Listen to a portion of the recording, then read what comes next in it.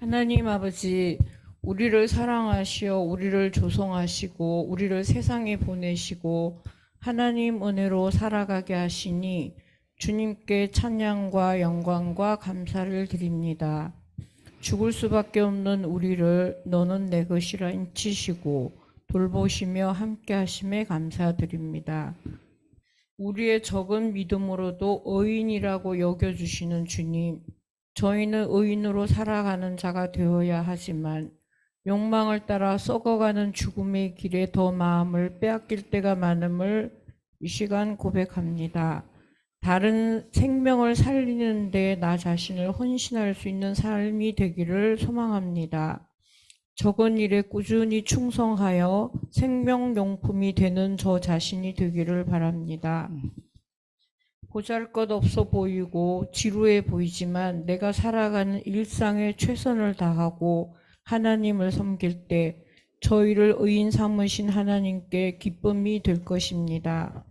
우리의 자잘한 삶들이 모여 큰 역사를 이루시는 주님의 일에 동참하기를 바라며 또한 함께 하시는 민대영 목사님께도 주님의 한없는 은혜와 사랑이 함께 하시기를 바라며 이 모든 말씀 예수님 이름으로 감사하며 기도드립니다. 아멘.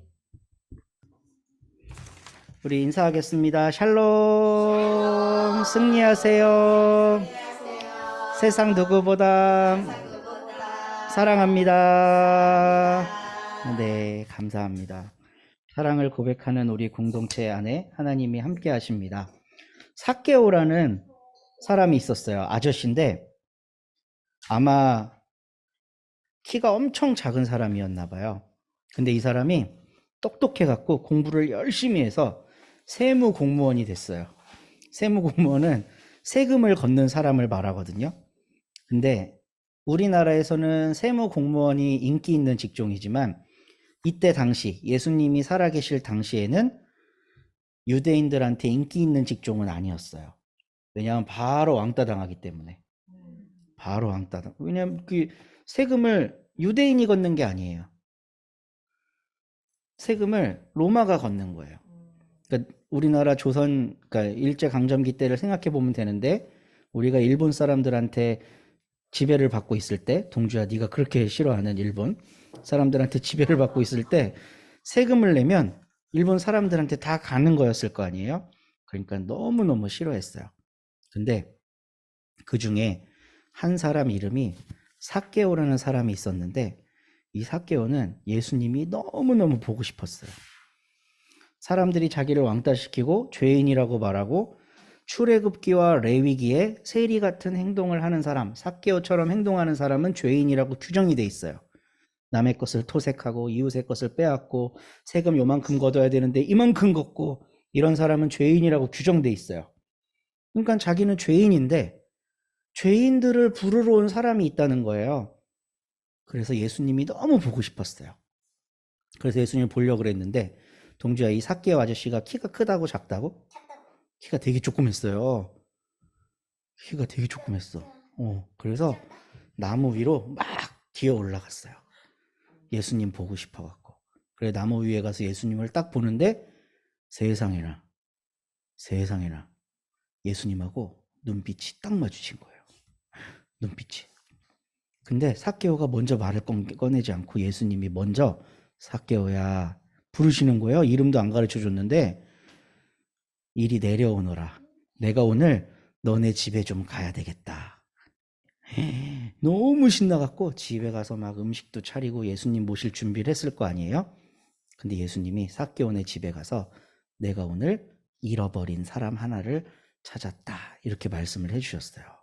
그래서 삭개오는 예수님을 통해서 구원을 받고 죄인이었고 세리였고 사람들은 다 미워했지만 예수님 때문에 구원받는 하나님 백성이 됐어요. 예수님이 뭐라 그랬냐면요. 이 사람도 오늘부터 아브라함의 자손이다 이렇게 말씀을 하셨어요. 아브라함의 자손이다. 구원받았다는 거예요. 그래서 삭개오네 집에 엄청 좋은 일이 일어났는데 그걸로 끝난 게 아니야. 삭개오가 뭐라 그랬냐면요. 동주 잘 들어봐. 그렇게 하트를 그리면서 삭개오가 사케오가 이랬어요. 예수님, 혹시 제가 다른 사람 재물을 빼앗은 게 있으면 4배나 갚을게요. 그리고 제가 재산이 진짜 많거든요. 돈을 우리 교회에 가득 채워도 다 못 채울 만큼 많거든요. 근데 이 돈 절반을 가난한 사람들한테 줄게요. 이렇게 얘기를 했어요. 그래서 예수님이 어땠었을까 마음이? 지원아, 기분이 어떠셨을까 우리 예수님이? 좋았어? 엄청 좋았어요. 엄청 좋아서 그 축복의 말씀을 해주신 거예요. 너도 이제 아브라함의 자손이야. 너는 잃은 자였는데 내가 널 이제 찾았어. 이렇게 말씀을 해주세요. 우리 친구들도 삭개오와 같은 마음을 품고 자라나는 어린이가 되기를 바랄게요. 네. 오늘 그림, 네, 베르나르도 스트로치라는 사람이 그린 그림인데 이 사람은 가톨릭 신자예요. 근데 결국 수도원에서 쫓겨나요. 예전에 제가 그 토빗서에 나오는 안나 이야기 그림 한번 설명한 적 있죠. 그 그림을 그린 사람입니다. 그 그림을 그렸던 사람이고, 제가 그 삭개오와 관련된 그림을 좀 찾다가 별로 없는 거예요. 생각보다 삭개오 그림이. 그냥 이렇게 어린이들 동화처럼 그 요새 일러스트한 것들은 되게 많은데 명화 중에 삭개오 그림이 별로 안 찾아지더라고요. 외국어 검색을 해도. 근데 스트로치가 이렇게 하나를 딱 그려줘갖고 너무 감사했고, 그리고 나무를, 이 뽕나무는 우리가 알다시피 작거든요. 그리고 이제 원래는 무화과 나무인데 무화과 나무도 이런 대형 나무가 아니에요. 근데 이 나무를 이렇게 그려줘서 나무의 존재감을 확실하게 드러내준 유일한 그림이 아닌가 싶어서 이 그림이 좀 재밌더라고요. 그리고 참 이 사람도 신학자다라는 게 느껴진 게, 이때 사실을 최대한 사실적으로 성경적으로 묘사하려고 애를 쓴 흔적이 좀 보이는 거예요. 앞에는 누가 있나요? 예수님 앞에. 예수님 앞에 나이 든 아저씨들이 있죠. 그러니까 머리가 벗겨진 거는 나이 들의 상징이었거든요. 이때 당시에는. 소크라테스도 그래서 다 벗겨졌어요. 그 세계 4대 성인 중에 예수님 빼고 다 나이 들게 나와요. 예수님만 젊어요. 최연소. 그러니까 나이 든 뭔가 종교나 뭐 이런 거에 대해 빠삭한 사람들은 예수님 앞에서 이러쿵저러쿵 말하고 있어요. 예수님 뒤를 보니까 애랑 뭐 이렇게 누군지 정체를 알 수 없는 사람 뒤에 이렇게 살짝 실루엣이 걸려 있죠. 근데 개가 한 마리 같이 있어. 걔가 어디 있어? 여기 있잖아요. 그게 걔. 아, 맞다. 걔네. 개가 한 마리 있어. 그래서 저는 이거를 그냥 그린 게 아니라고 생각해요. 그 뒤에서 예수님 쫓아다니던 사람들은 그냥 개처럼 여겨지던 사람들 아니었나. 아이가 딱 나오잖아요. 이게 이런 해설이 있는 건 아니에요. 그냥 제가 보고 생각해 본 거라 약간 뭐라 그럴까, 내피셜일 수도 있어요. 근데 그런 감정이 좀 왔어요. 뒤에 따라다니는 사람들은 그냥 뭐 개만도 못한 사람들, 이렇게 뭐 따라다니는 사람들, 그렇게 주목하지 않는 거죠. 그러니까 항상 예수님 앞에서 정면에서 도전하는 사람, 토론하려고 그러고 대화하려고 하는 사람들은 꼭 나이든 그 종교인들이 아니었을까 하는 생각을 해보는 거예요. 근데 그 두 공간을 완전히 새롭게 해석하게 해줄 하나의 존재가 딱 등장해요. 삭개오가 등장하는 거죠. 삭개오가. 이 사람은 군중들 틈에 섞여 있지 않아요. 뽕나무 위에 올라가 있어요. 나무 위에. 그러니까 굉장히 새로운 방법으로 제3의 길로 예수님께 접근을 하는 장면을 딱 그렸는데, 종교 개혁 이래 우리가 좀 추구해야 될 영성이 아닌가 하는 생각이 들더라고요. 이 삭개오의 영성이. 그러니까 그냥 기성 종교인으로 남아서 이러쿵저러쿵 말하면서 그냥 그렇게 종교 소비를 하며 사는 사람이 될 거냐? 아니면 저는 한국 교회가 1960년대, 70년대 전 세계의 신학에 엄청나게 공헌을 했다고 생각을 해요. 그러니까 민중신학이라는 게 나오면서 이 민중신학이 한국에서는 그 정치적인 색깔 때문에 오해받고 좀 소외되고 빨갱이 학문이라고 이렇게 제껴졌지만, 전 세계인이 한국 신학계에 주목하는 거는 민중신학밖에 없어요. 지금도 독일 신학자들을 만나서 저 한국에서 왔습니다. 그러면 제일 먼저 물어보는 게 노스냐 사우스냐부터 물어봐요. 그러니까 남북 평화, 분단 이거에 관심 엄청 많다는 거죠, 외국인들이. 그리고 두 번째, 당신이 민중신학에 대해 우리에게 좀 얘기해 줘라. 근데 독일 신학자들은 민중신학을 대부분 잘 아는데 한국 신학자들은 민중신학을 몰라요. 한신대 사람들 말고는. 한신대 분들도 21세기에는 몰라. 요번 올해가 안병무 선생 100주기예요. 1922년생이셨는데, 그러니까 100주기가 아니죠. 탄생 100주년 기념. 100주기는 죽은 지 100년인 건지. 그러니까 안병무라고 하는 신학자가 우리에게 있었다는 사실조차 모르죠. 선천댁이라는 엄청난 작품을 남겼고, 선천댁이 뭐냐면 자기 엄마 이야기를 쓴 거예요. 평생 자기 이름으로 불려본 적이 없는 엄마. 그냥 저 여자는 선천댁이야. 선천에서 온 여자. 그러니까 선천댁이라는 건 그 집안을 존중해 준 것도 아니고 여기 와서 새로운 이름을 부여받은 것도 아니고 병무엄마 아니면 선천댁인데 일반 사람들은 병무엄마라고도 안 부르죠. 그냥 야 선천댁 이렇게 부르는 거죠.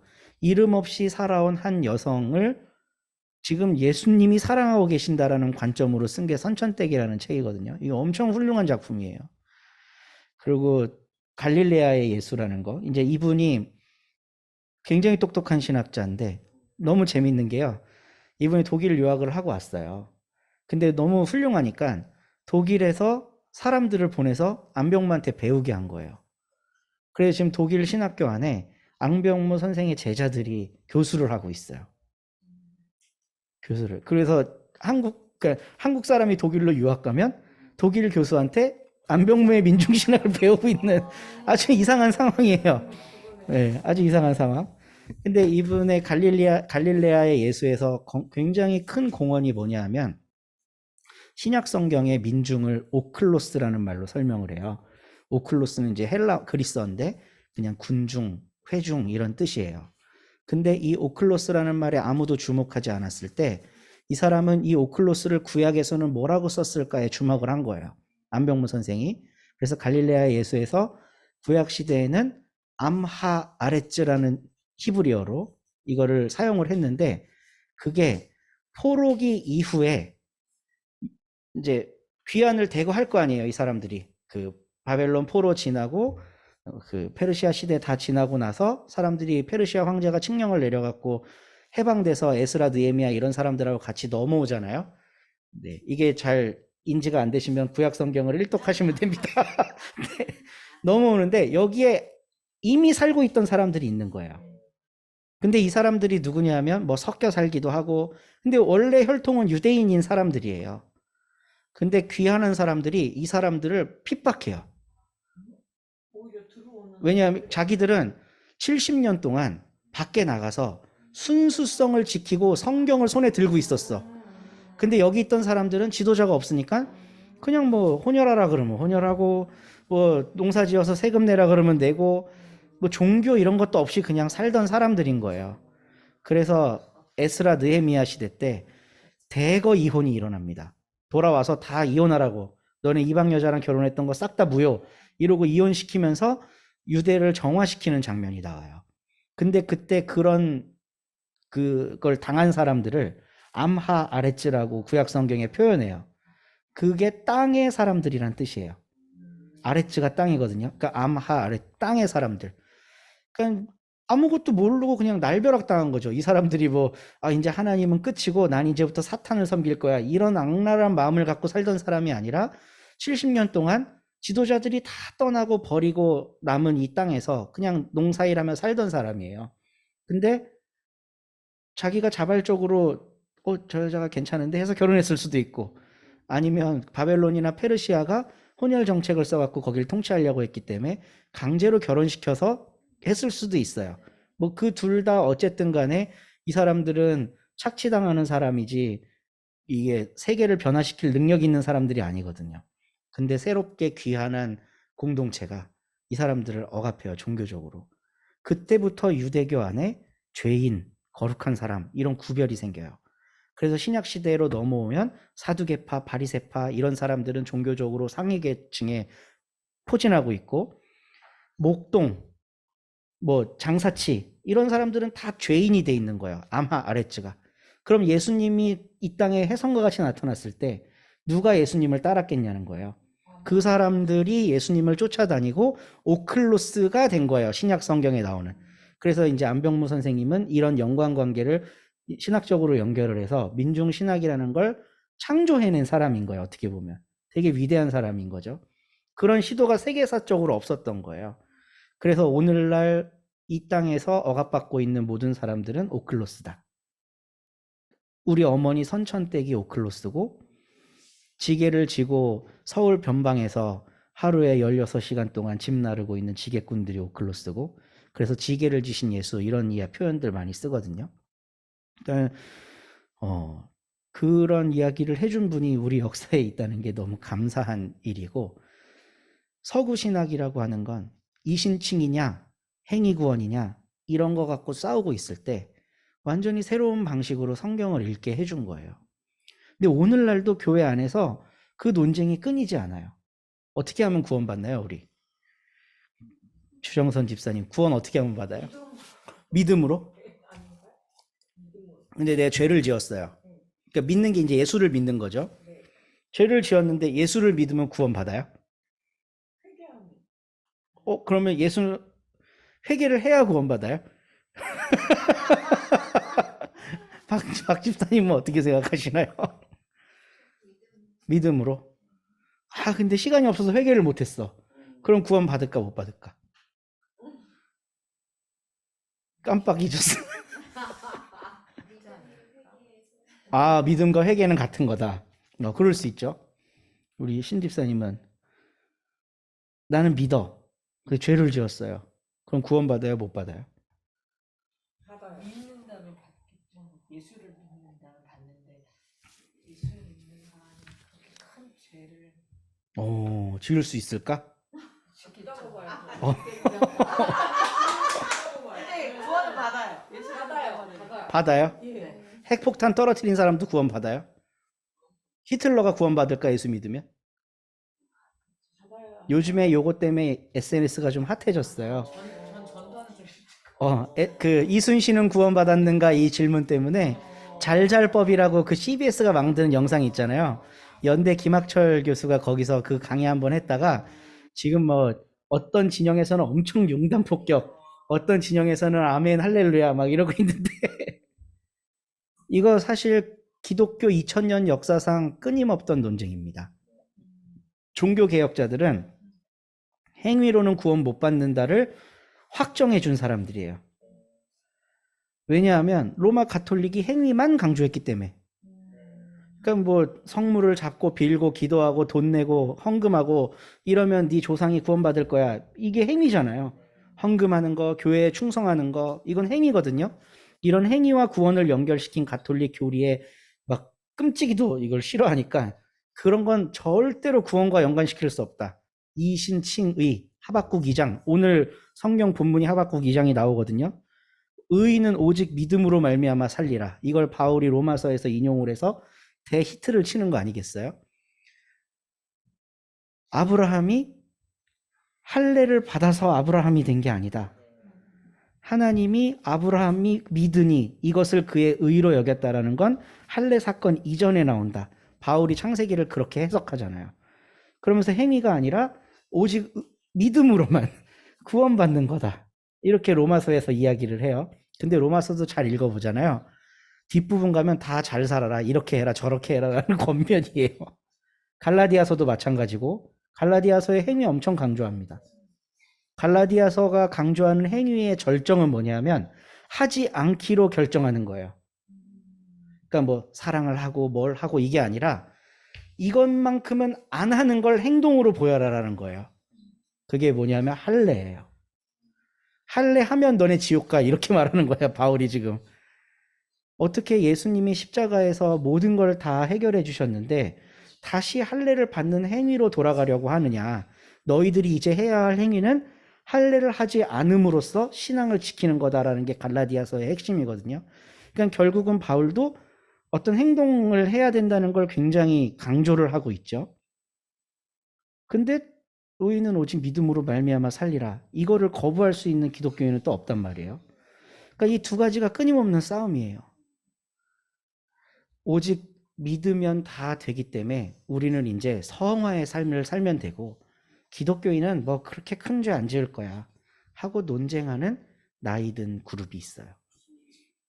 그냥 종교에 찌들어 있는 사람들. 그리고 그런 거 다 필요 없어.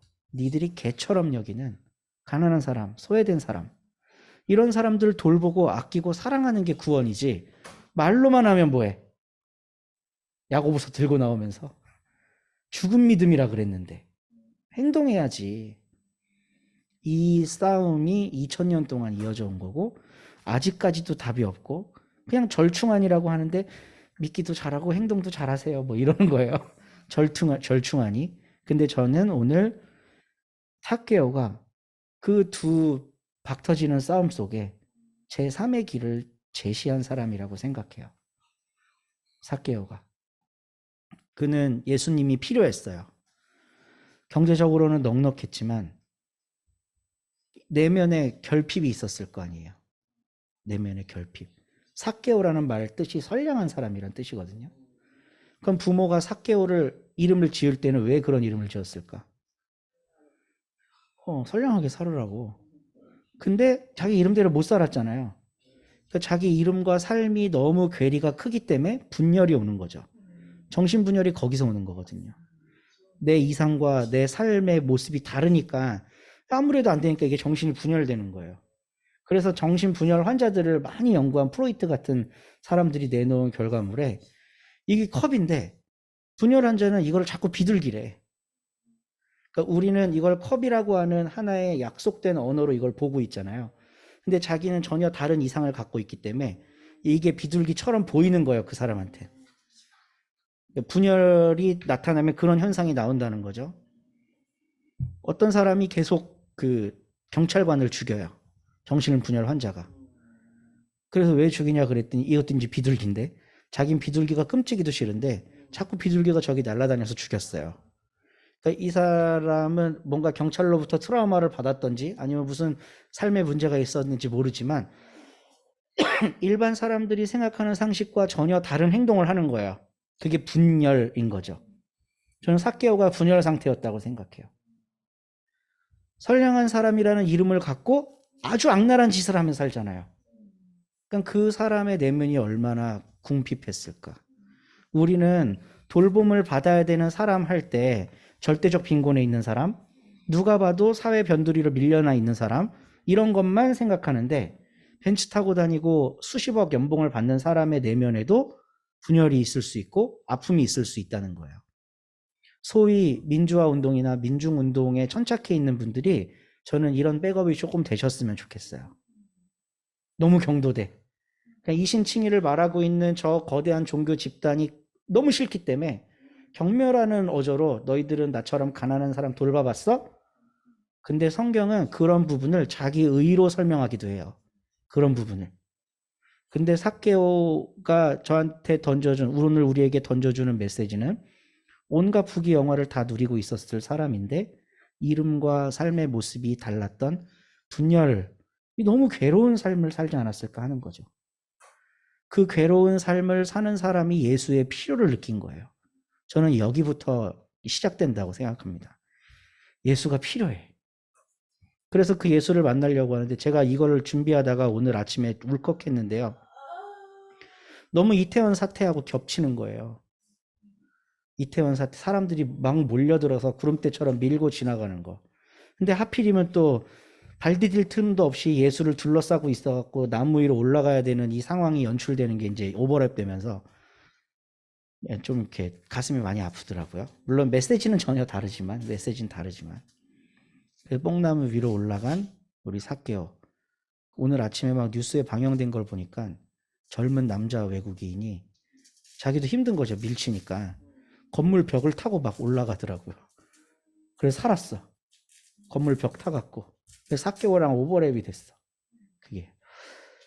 그러니까 예수님을 지그시 바라보고 저분이 나를 구원할 수 있을까? 근데 오늘 우리는 지난주에 나눴던 말씀을 기억해야 되는 게요. 예수님이 세리의 기도와 바리새인의 기도를 비교하시잖아요. 그러면서 바리새인 너희보다 세리가 훨씬 낫다라고 말씀을 하시잖아요. 저는 누가가 굉장히 천재적인 문학가라고 생각하는 게 바로 그 다음 이야기에 삭개오를 딱 넣어놓는 거예요. 진짜 세리 이야기를. 참 좋은 흐름이라고 생각하고 지난주 말씀하고 이렇게 좀 비교하면서 읽어보면 좋겠다고 보는데, 이 사람이 예수님을 자기 집으로 영접합니다. 근데 예수님이 먼저 니네 집에 가겠다 그래요. 이 사람은 그냥 예수님을 보고 달려가서 뽕나무 위에 올라가요. 이 뽕나무는 사실 무화과 나무인데요. 무화과 나무는 이스라엘의 상징과도 같은 나무입니다. 이제 나다나엘이라는 사람 혹시 기억하시나요? 나다나엘이 예수님을 딱 보는데 예수님이 나다나엘을 보고 참 이스라엘 인간이네 이러고 칭찬해요. 그러니까 나다나엘이 당신이 날 알아? 날 어떻게 안다고 참 이스라엘이래? 이러고 예수님께 반문을 해요. 그러니까 예수님이 네가 네 무화과 나무 아래에 그늘에 앉아서 쉬고 있을 때 난 널 알았다 이러거든요. 그러니까 나다나엘이 깜짝 놀라갖고 오 선생님 당신은 참 선지자이십니다 이러면서 태도가 딱 바뀌는 거죠. 이게 왜 그러냐면요,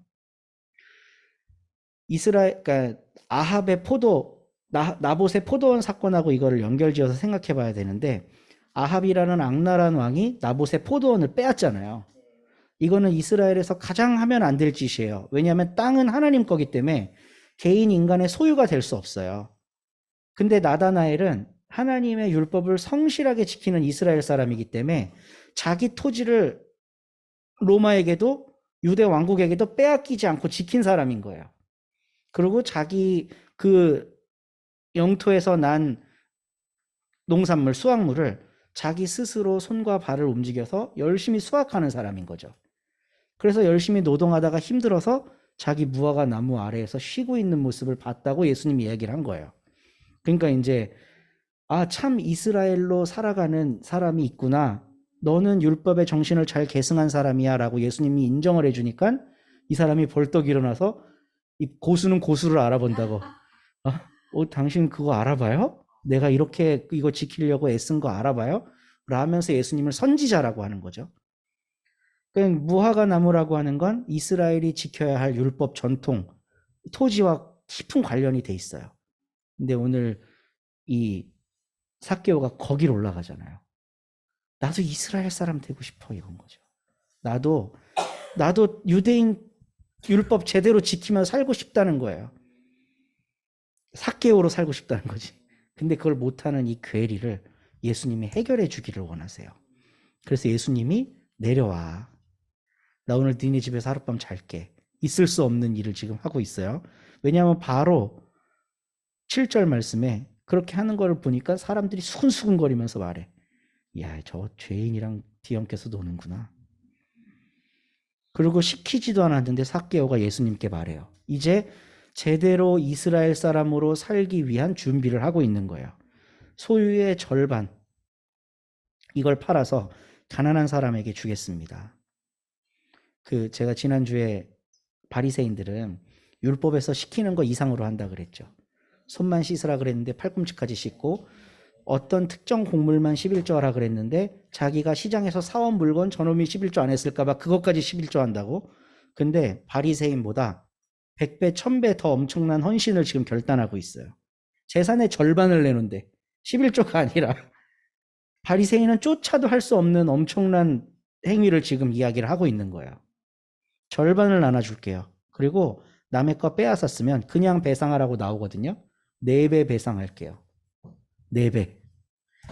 이스라엘 사람으로서 자기 자격 조건을 갖추기 위해 엄청난 헌신과 결단을 약속하는 거예요. 지금 삭개오가 내 이름처럼 살고 싶다는 거죠. 그러니까 예수님이 오늘 구원이 이 집에 이르렀다. 그러면서 이 말이 의미심장해요. 이 사람도 아브라함의 자손이다. 너 이제부터 유대인이야. 너 이스라엘 사람이야. 삭개오가 그렇게 하고 싶어 하던 걸 선언해 주신 거예요. 그러니까 자아 분열 상태를 하나로 일치시켜 준 거죠, 지금. 예수님과 삭개오의 관계 속에서. 그리고 예수님이 이 사람의 존재 규정을 새롭게 해주십니다. 이 사람의 존재는 원래 죄인이에요. 예수님도 실제로 나는 의인을 부르러 온 게 아니라 죄인을 부르러 왔다 그렇게 얘기하죠. 근데 여기서 너는 죄인이었는데 이제 내가 죄인 아닌 사람으로 만들어줄게 이렇게 말 안 해. 나는 잃은 것을 찾아 구원하러 왔다. 완전 새로운 이야기를 해주세요. 죄인 구원받는 게 아니라 너는 그냥 원래 괜찮은 사람이었는데 잠깐 잃었어 너의 정체성을. 근데 내가 다시 찾아줄게. 라고 예수님이 말씀을 해주세요. 그러니까 오늘날 우리들도 삭개오와 같은 경험을 한 번씩 해봐야 되는 거 아닌가 싶은 거예요. 왜냐하면 저도 목사지만 제가 꿈꾸고 이상적이라고 생각하는 것들이 머릿속에 쫙 있잖아요. 근데 이게 삶이 다르니까 엄청난 괴리를 느끼면서 살거든요. 그리고 남 탓하게 되고, 그냥 총회가 잘못하는 거야. 노예 때문에 그래.